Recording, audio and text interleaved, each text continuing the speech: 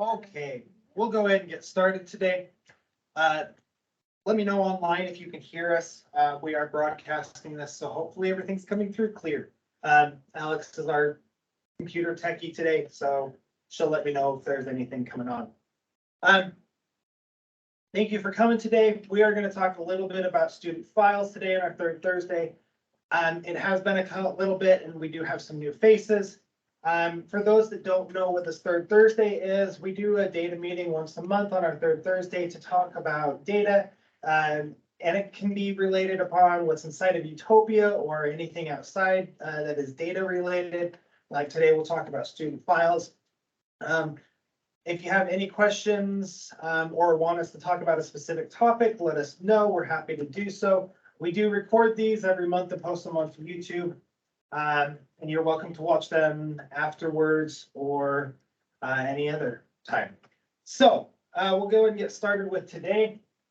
Talking data maintenance, just a couple of things that we want to quickly chat about. Is your data entered in a timely manner? So we're just right at the beginning, and now's a good time to get into habits of getting your data entered on a regular basis, making sure that it is ready to go. We do ask that state policy is that you enter data every 2 weeks. So that is a repetition that we would like to get you into. More often would be great, but at least make sure everything is entered every 2 weeks. The second question is, have you set an EFL for each one of your students? We're getting new students in, so pre-tests need to happen. So get those students in and pre-tested as soon as possible. If you need to set provisionals, again, use that very sparingly, but you can set provisionals for some of your students. And the last question is, do you have any outstanding approvals? This is really big right now because there may still be some approvals from last year. Now, no, you cannot go in and modify any sort of approvals or modify any data from last year, but you can still approve all of the data. So I will be going through next week to kind of go through and talk about any sort, or I will be emailing those that still have outstanding approvals from last year. And yeah, we'll talk about any other closing things that we have later. So, in fact, we'll talk about it now. Data maintenance. It's been a long day. I did a 6-hour training earlier. I'm moving into my 9th hour for the day. So, again, make sure all of your data has been approved for last year. You can still approve it, but not modify it. Please make sure that that is all in and entered. That helps me when I start to run all my federal reports. Also, close all of your classes for last year. We talked about how to close classes. If you don't remember, there is a video on YouTube on how to close the classes. It's a quick checkbox, and then just verify that you want to close your classes. You can do all of this from your class list page. Users, make sure that on your user list that you have updated any user certificates. We do run that periodically throughout the year to make sure that everything has been up to date. There is a certification expiration alert thing that you can run. You can use that to kind of help know whose alerts have expired or who is coming close in the next 6 months. But you can get those certificates up to date. Please make sure that everything especially for those that are teaching credit, is up to date. Also, separate those users that are no longer active. If they are no longer working with your program, click on the student or click on the staff member, go down to the very bottom, click that you're going to separate them from your program, and click OK and click submit. That will take them off of your record, and it's a security precaution. We don't want any existing or any past staff members still able to log into Utopia. Remember, in mid-September, we do a massive, air quotes, massive, data purge with students, meaning that we do a mass separation. Any student who was active at the end of last year and has not had any activity up through the mid-September point, we will do a mass separation of students. This cleans up our federal reports and gets us ready to submit all of our data Stephanie and I submit that data within the next week or so. Just our deadline is October 1st. So we usually submit it a couple days before just to make sure that there's no problems. But this mid-September separation will happen. Just kind of keep an eye on that.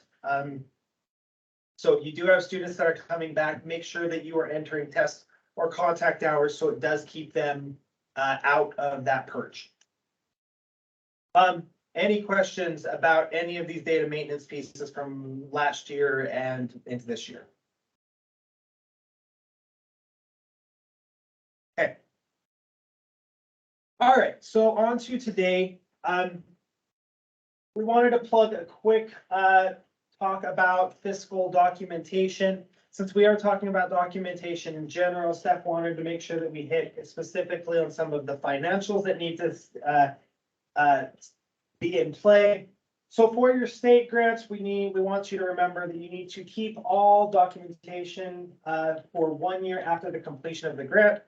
This includes your state plan and application, documentation of expenditures, and reimbursement requests, specifically if you do supplemental requests. For those that have federal grants, you need to keep those for 3 years after the day that the program submits to USBE the last expenditure report for the program year. It's a mouthful. With the federal grants, you also need to make sure you keep all of your applications for the grants, documentation of expenditures, as well as your reimbursement requests. And again, those need to be kept 3 years. So as we are going through all this, we are talking how long you need to keep certain documents. We're going to talk a lot about student documents, but know that there are fiscal documents that also must be kept for certain lengths as well. Stephanie. When we're talking about documentation of expenditures too, that includes time and effort for the federal grants. So make sure that you have time and effort documentation. Perfect. Thank you. Okay, any questions on any of the financial documentation before we jump into students? Okay, so some of that documentation would just be like at the district office. Is that okay? Yep. Yep. Just needs to be somewhere. Yep, you don't have to keep it within your program, it just has to be accessible. All right. Moving on to students, a lot of what, or in fact, everything we're going to talk about today is in the policy.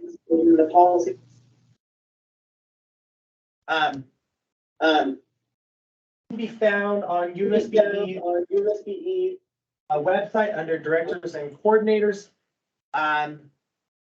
So a big thing that we want to point out is that when it talks about physical files, we're talking Manila folders, and you need to make sure that it's in secure locations. That is a lock-in filing cabinet or a secure room. I'll admit I've seen in the past that there are student files just sitting on people's desks. As long as they are in a secure room, Alex, we're good. They shouldn't just be sitting, out on some teacher's desk that doesn't lock. So when you do have physical files for students, please make sure that they are in a secure location.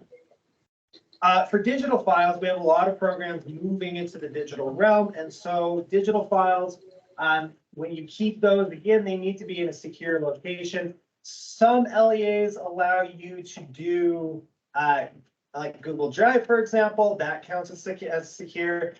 We do have inside of Utopia, you can access that. A plugin for Utopia is if you do plug it into Utopia, and when we move to our new system, it will come over as well. So we will be moving all of that documentation for all the students from the current system to the new system. You also can do things on your LEA network. Some LEAs have their own secure network, and you're welcome to store student files there. Whatever your LEA says is acceptable for storing PII is where you can store digital files at. So talking retention periods, there are two periods that we want to specifically talk about. It's the 3 years after a program year ends or forever. If any of your LEA's retention policies are more stringent than this, that they want you to keep things longer, you have to abide by your LEA's retention periods, not by our retention periods. This is what we require as the state level, but LEAs may require something more. So I'm gonna talk about how we do it, but double check with your LEA policies and make sure that what we say is good. If there are longer, please make sure that you are abiding by those rules as well. So for retention timelines, we're gonna talk about everything that needs to be kept for that 3-year period. So for that 3-year period, we want to see intake forms, which include the release waiver and a grievance policies, signatures. Again, when we come through and do our monitoring, this is something we are looking for to make sure that the student file has these documentations in it. We are looking that either one of these blue checks are signed that says that they either released their information or that they don't. And then we are looking to make sure that both the release waiver and the grievance policy are both signed. We have seen in the past that one gets signed and the other one doesn't.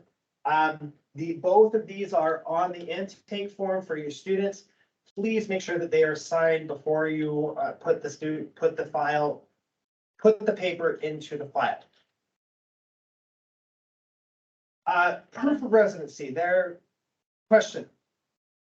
So I just want clarification. No, Are you, like, so let's say I have a student that signs up Mhm. every year. Does that mean I need to keep? I've been keeping the most recent one Yes, forever. Is that, okay, and that's, I'm good with always the most recent. Do you want them to keep the one for each year? Yours. so keep all of them. Okay, I'm turning over a new leaf. New leaf turned over. Yeah, because really we should be looking for them on an annual, like when we monitor that you have one for each year for the last 3 years if the student had carried over that many times. Okay. Right? Perfect. So yes, if a student is with your program for more than 1 year, we would ask that a new intake form get filled out every year. And that's more just to make sure that all the demographic pieces are up to date, that what the information we're sending both to the feds is all accurate and up to date, like what barriers they still have, or if they have new ones or no longer have some. But yeah, so we will be looking for 3 if they have been in for more than 3 years. Proof of residency. There's multiple types of proofs of residency that you can have for a student: driver's license,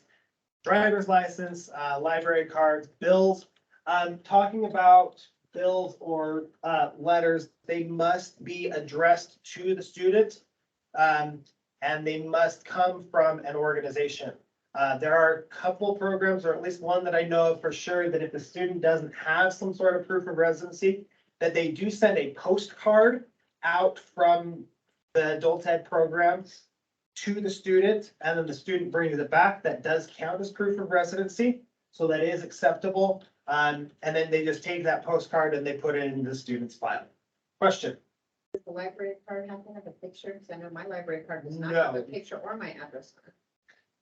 No, but in order to get one, you have to show that same kind of documentation that we require. For the library. For the library. Yeah, so if you have a Okay. library card in your name, then that shows that you've already So shown. you can, it doesn't have to have the picture. Nope. They can just show you a card up. Okay.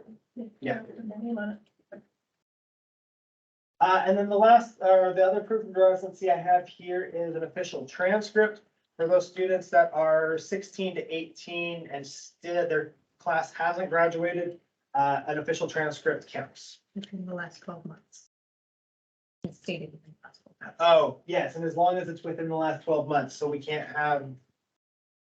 Yeah, you can't pull an old official documentation. And that's true for like the driver's license too. If it's an expired driver's license, that doesn't count. Right, it needs to be inactive. So with my new leaf that I'm turning, I would assume I'm turning this leaf as well. Like, for example, year 1, they gave me a letter that had so I would need to keep the proof of residency also. They don't need a proof of residency every year, though. No, they only need one proof of residency. So you keep, An ESL student could keep coming back with the same. Because I thought if it was a letter, I thought it was not valid after a year. I guess True, but with a you're just letter doing it. would- You're just and I doing it guess- at enrollment. So if you're re-enrolling them, but if they're like a continued Okay, Continued student, you Okay. wouldn't need a new proof every year. gotcha. But if they're, like, if it's the same period of participation, they still have to re-sign the grievance and the Release waiver. release waiver. Question online? If an ESL student have to, like we don't have ESL classes during the summer. If a returning ESL student came back like in September, would they need to show proof of address again if they brought it the year before? As long as they're within the same period of participation, they shouldn't need to bring a new one back. But if you're re-enrolling them, yes. If they are separated out of Utopia and you are re-adding a new NRS registration, Then yes. they must have a new Proof of proof of residency. Okay. If they are still active, Then they're still Gotcha. continuing, they are a continuing student. Okay. Question online. The question is, if they have a returning student that previously gave permission for the data match and then they came back, they do not. Would they need to change that? Yep, they'll need to change that inside of the system, and you can change that at the beginning of each year. Yep. Okay, That'd be an interesting conversation though, like what what changed? changed? Yeah. All right, also for 3 years, you need to keep, the transcript from the K-12, so if a student brought a transcript, you need to keep that. And they need to have, or then you need to keep any awarded credit as well. That includes, work release, work experience, employer, certificate of release, which is your, military. Yeah, I had no idea what that was. College transcript, you need to keep anything for 3 years after you put it all. Now, this does include even if you do import. We do ask that even if you import, use the transcript import feature in Utopia, that you do get a physical record of the K-12 transcript just to verify that everything is up and accurate. Because I will say that the system is not as impressive as I thought it was. We do have ran into some issues in the past about transcripts missing because they're the most recent term or whatever it is. But we do ask that you get a physical transcript from your student or from the LEAs. If the student is between 16 and 18 and their class hasn't graduated, you need to keep the HSE candidate form. Make sure that everything is signed, filled out correctly. We do look for that when we are monitoring. For 3 years or longer, if the student has an IEP and the student is under the age of 22, and they give you the IEP, that does also need to be kept inside of their record as well. And the last thing that I have, oh, I have one more thing after this. Our assessment protocols. This includes the testing. If you're giving a physical test, make sure that you have their score record. Make sure that everything is honored appropriately, which includes the student's name, date of birth, date of testing, who the test administrator was, and the score for the test. Make sure all of that is on there. We do look for everything. If it's an online test, there's a report that you print out at the end that has all of that information on it. And I believe all 3 of those have the same thing on that final form. But we are looking for all assessment protocols, pre and post tests, as well as appraisals or locators. We are looking for all of those inside of each file.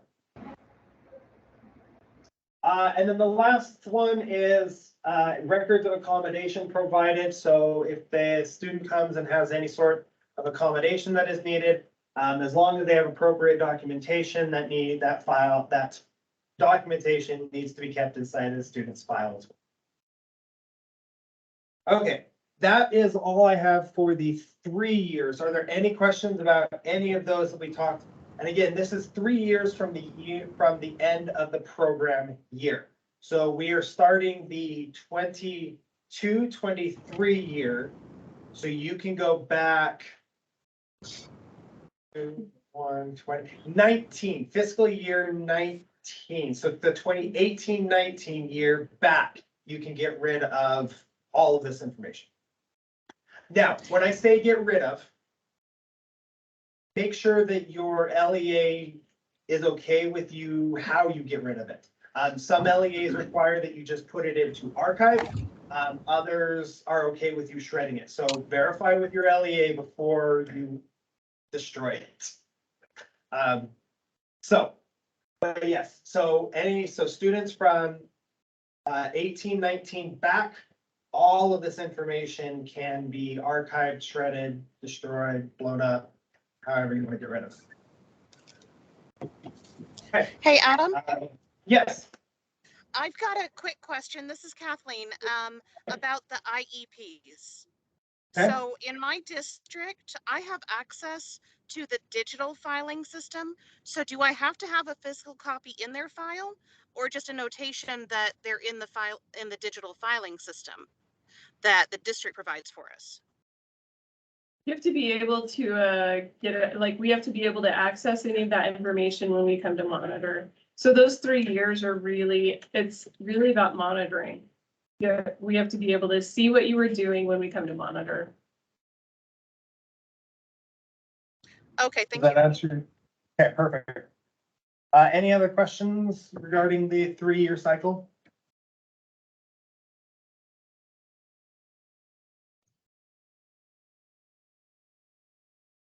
Good. Perfect. Okay, all right. Then moving on in perpetuity or forever, I never can remember the P word.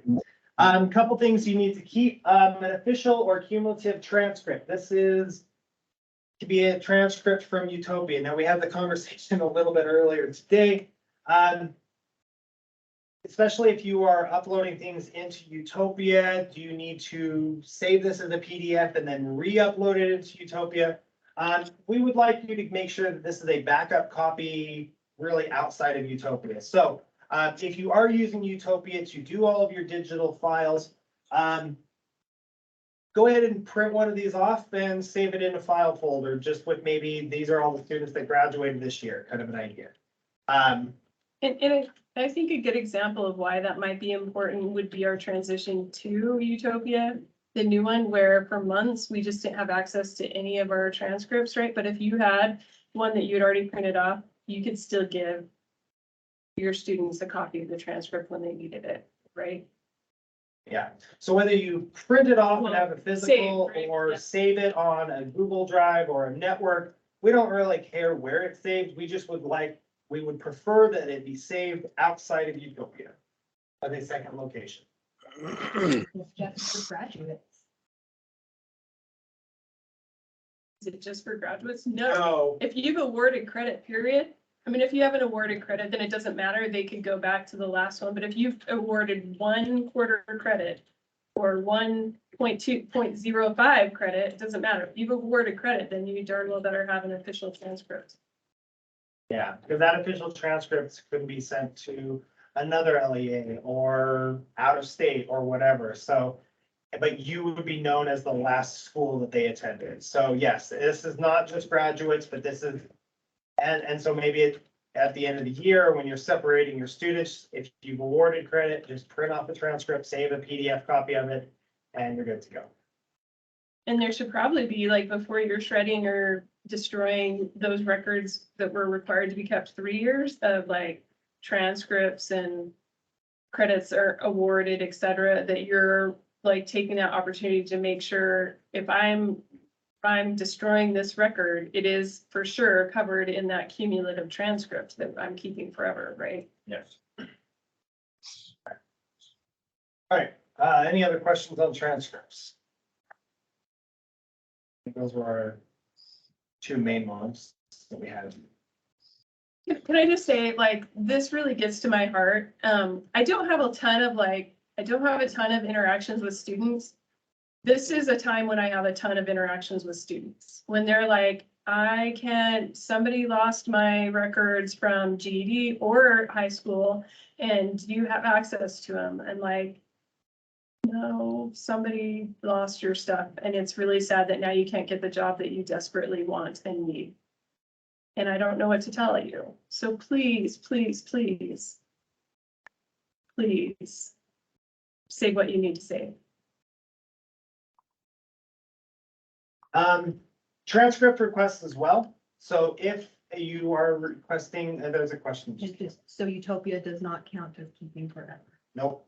Nope, simply being able to print from Utopia does not count as saving forever. You need to have a file outside of Utopia.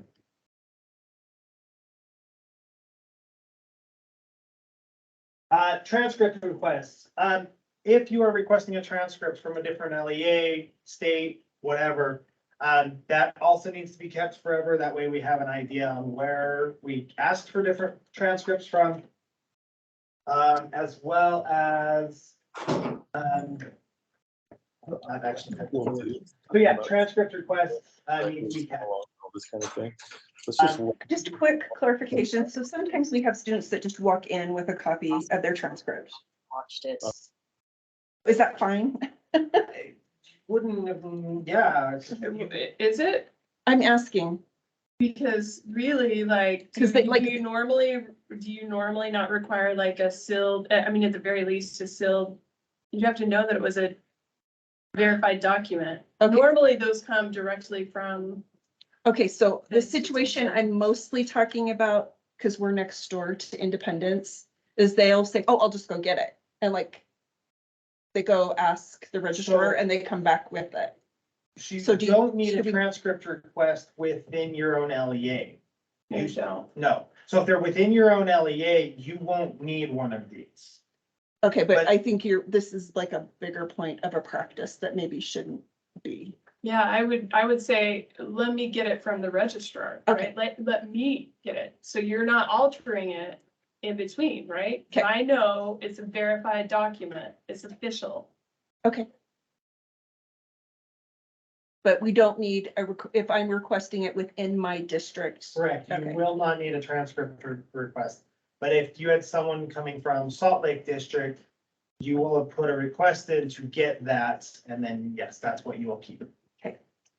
Both sent and received transcript requests. Yes, both sent and received transcript requests. That way we know both where we got information as well as where you sent transcripts. And then if our students don't bring a transcript, we print from our district site, I assume that counts as official because it's within their LEA. Yep. You're accessing it, yeah. Yes, if you are accessing it within your own LEASIS, then yeah, that counts. You're good. The issue here is just making sure that the student hasn't altered that in any way, right? If you're printing it off, you know that you're getting it from the source.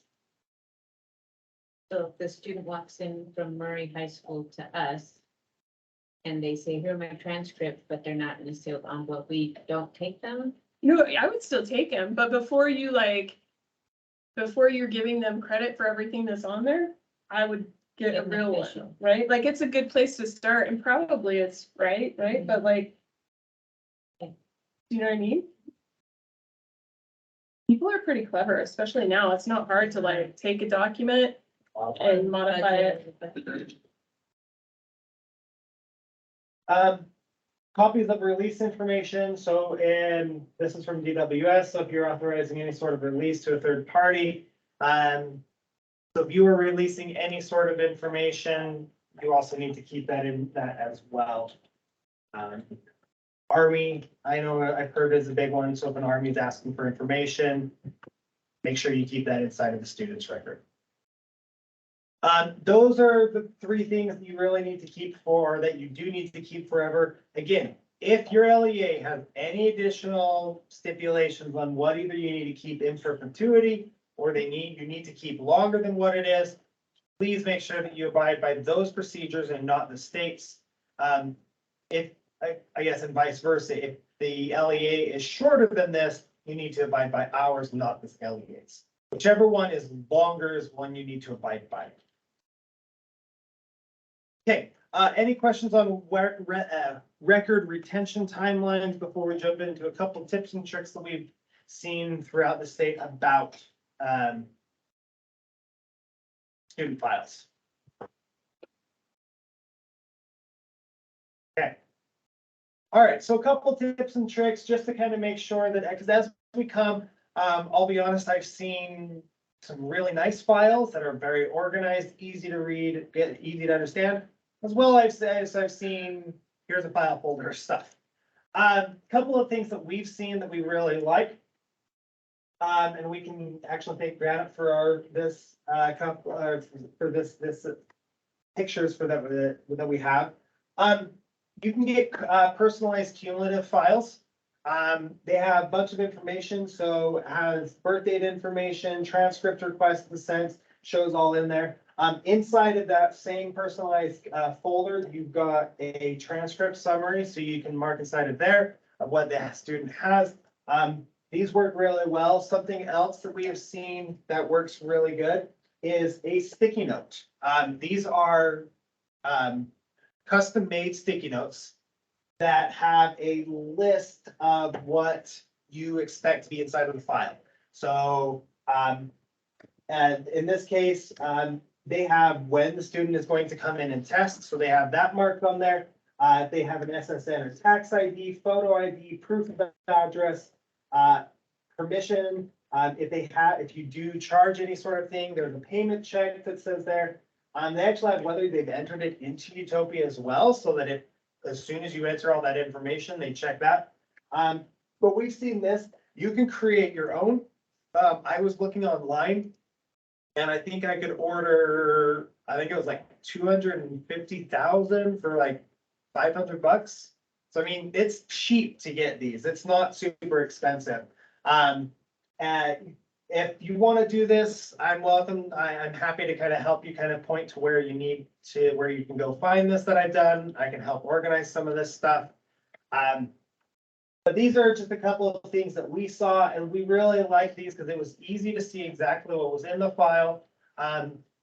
It's not a requirement, but it's a would like nice to have, is that all the files are organized very similarly to where the intake file paper is first, and then you have the proof of residency.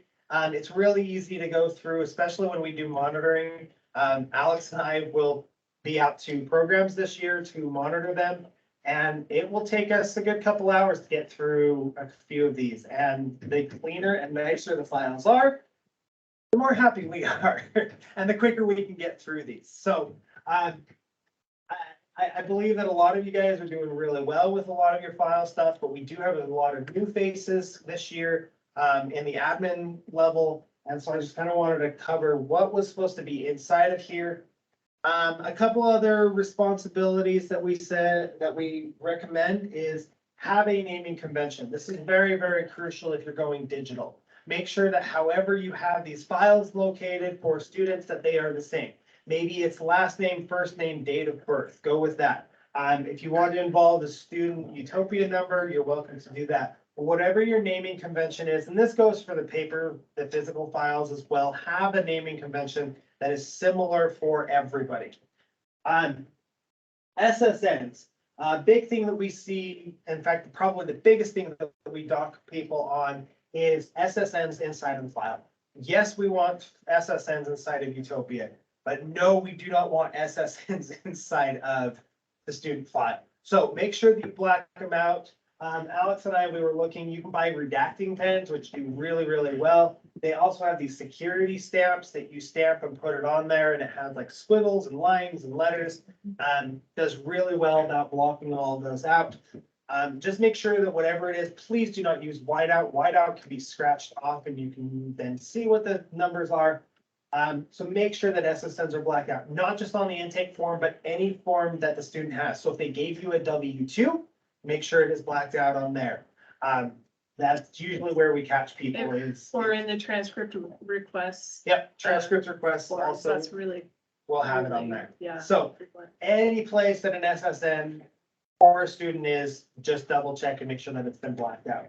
And lots of programs just don't even like have it on their intake form necessarily, because they just get it verbally when they're discussing whatever point they do that with the student, and just enter it automatically into Utopia, so it's never written down. Yep. That's not a bad idea either. Yep, that works just as well. Yearly intake forms. Since we're at the beginning of a new year, we figured we'd plug this in here. We would like yearly intake forms for all of your students, just to make sure that their demographic information is up to date, you know, or current address, phone number, so that you guys can contact them. Make sure that all their barriers to employment are still up to date. Again, if we have flips on release waivers, we want to make sure we have that as accurate and active as possible. Again, those intake forms need to be kept for 3 years. So we do expect if a student's been in there for multiple years, that we would expect to see multiple intake forms. And then the last piece, we did talk about this at the beginning, but also talk about it at the end, make sure that everything is stored in a file in a secure location. Simply storing them in a filing cabinet does not work if the filing cabinet does not lock. I have seen that in a couple other programs as well. So make sure the secure location, locked rooms, locked filing cabinets, locked drawers, whatever it is. If you're going home for the night and you're still messing with student files, put them into your desk. Make sure that your desk locks. That way they're not just sitting out and over. A lot of our programs run night program or night classes, and you're gonna have students that like to wander. So make sure those secure locations are secure, both for the files as well as there's other things that we do require that need to be kept in secure locations. Testing protocols, for example, are another one. So just make sure that you've got a secure location within your program. That is all I've got. Are there any questions that we have related around any of the student files or anything like that? Question? Okay, so our summer school this year started in May, but went to July. So those people, like, I'm counting that May date, like, for this year, is that okay? Yeah. Because Mhm. because it went over, does that? Yeah. Okay. Yep, nope, that's totally, if you have summer classes, I'd say whatever the year ends, or whatever the class ends, that's the year you're gonna wanna plot, make sure everything is. So I guess just, I'm not having them re-sign. Because they did it in May and then in June again. No, Why not? I'm just kidding. I'm just kidding. No, it totally makes sense. Within a calendar year, right? Like, so if they were still here next June, then Yes, you're gonna have to sign it again. okay. all right. Any I other, shouldn't pick on you. it's been a very long day for all of us here. Any other questions? Just kind of checking the chat, make sure that everything's good there. Hey, another idea for files, back in the dark ages when I actually was in a program, we used the cumulative files that have different sections. They're a little bit more pricey, but if you're doing paper files, like, I loved it because I could put, like, one side was just for TABE tests, right? One side was for my my transcripts and stuff that I use to, like, assess, now I'm losing my words, but assess where they are, right? Analyze, and then, like, what they're currently working on, but there's so many different tabs that it could be very, very organized, and it made my heart happy. So, yeah, so again, there are multiple ways to do this. If you do paper, I mean, manila folders aren't your only option. You got multi-folder folders. I don't know what you call them. I think it was called a cumulative file, but and then it has, like, the little two things that you could attach it so they're not falling out, and anyway, they're very organized. I really wish we were having a picture on that because your actions were awesome. Too bad. Yeah, I know. We're stuck on me. Okay, is there anything else online that people have questions or whatnot about?